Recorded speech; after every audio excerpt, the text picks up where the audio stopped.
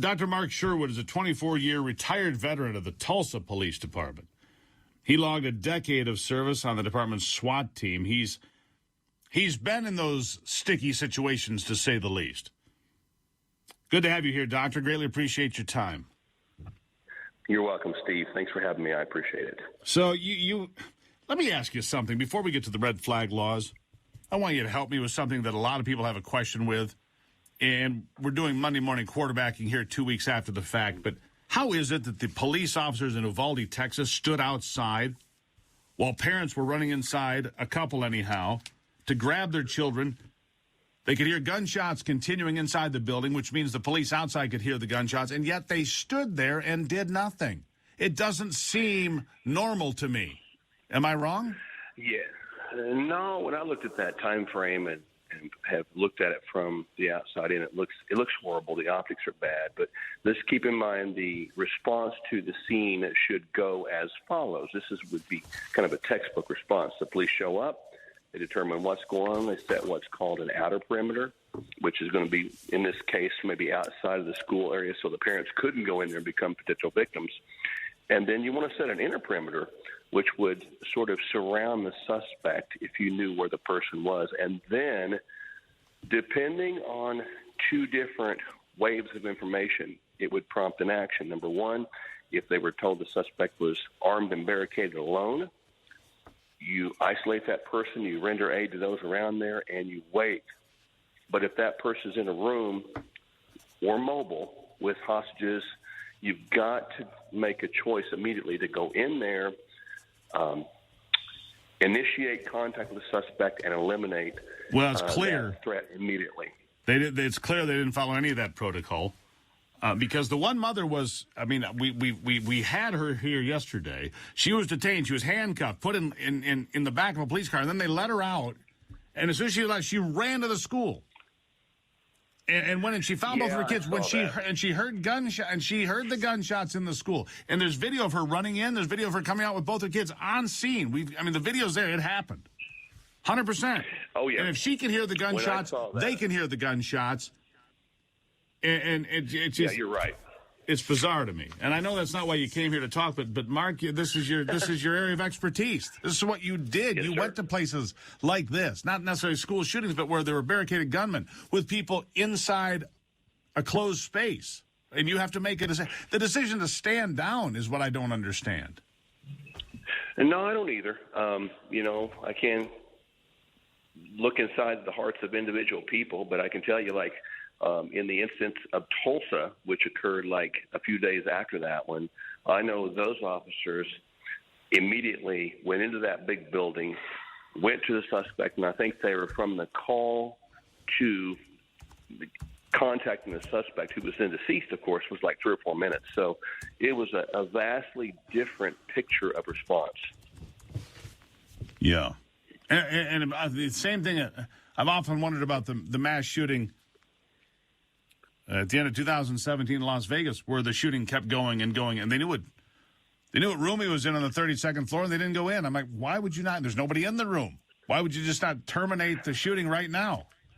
I don't anyhow. Well, you have to, Steve. Yeah, you got to go right to that thing.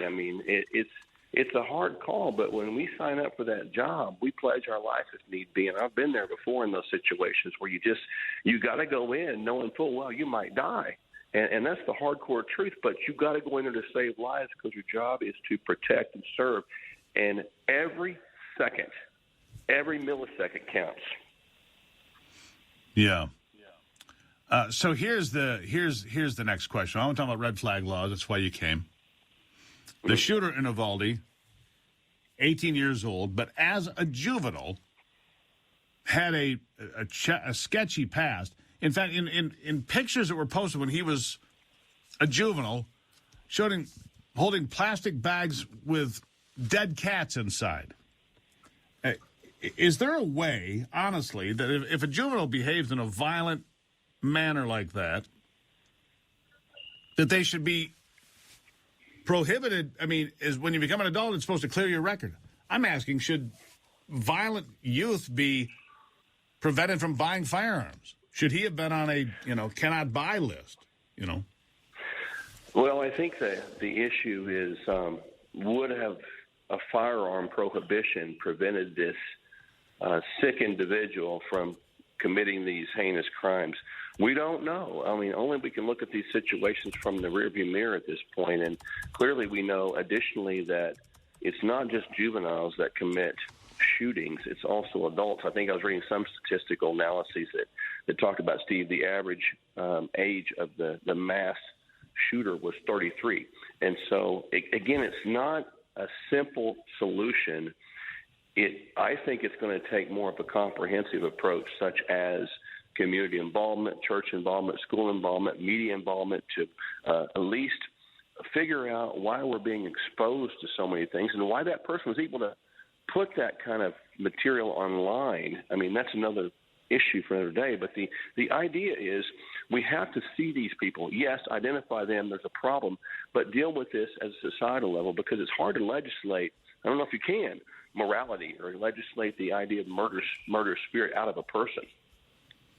Yeah. So, all right. So then the next question, for you and your experience, Dr. Mark Sherwood, 24-year veteran of the Tulsa Police Department. He logged a decade of service for the SWAT team. Other ideas being put forth is that we should limit the age to 21 and above for people who can purchase semi-automatic rifles. Something you would consider a possible. I mean, would it help? And the only reason this has come up recently is because the shooter in Buffalo and the shooter in Uvalde were both 18 and both, purchased weapons legally in recent weeks. Your thoughts? Yeah, certainly. I think anything that we look at is a viable option versus discussion. But my personal opinion only, I don't know that you can arbitrarily put an age of 21 on there. I mean, where does that come from? You can pull a trigger when you're 18. You can pull a trigger when you're 22. So the bottom line is that murderous spirit is societal and violence is increasing. And I just don't know that those clear-cut, arbitrary decisions like that are that clear-cut. I don't know if they make a difference or not. It's just challenging and probably impossible to say at this point. No, I understand, but I posed the question just because I want a variety of people to give me feedback, is what I'm saying. Yeah, and I think too, we really border on that thing called the Second Amendment, which I understand. On one side, people are going to be going, don't go there, but I get the discussion. I really do. Yeah, I mean, I think conversations are worth it. It doesn't mean I agree or disagree. I pose the question, we have the conversation, we figure out what we can do better. I think hardening the schools and making them more protected is a good place to go. But, Doctor, I appreciate you being here. And I'll see where it goes. Dr. Mark Sherwood, thank you so much for taking the time. Steve, thanks for having me. Appreciate you.